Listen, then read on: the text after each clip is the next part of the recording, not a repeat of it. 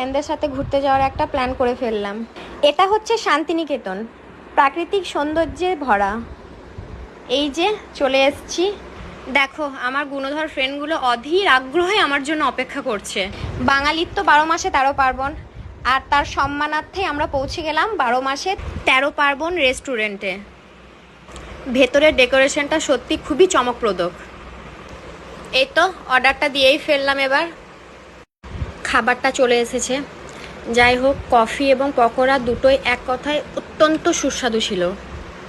আমার তো অনেকটাই বেশি ভালো লেগেছে, বিশেষ করে পকোড়াটা। এবার একটু ফ্রেন্ডদের সাথে সময় কাটিয়ে চলে এলাম বাড়ি ফেরার পথে মিষ্টির দোকানে।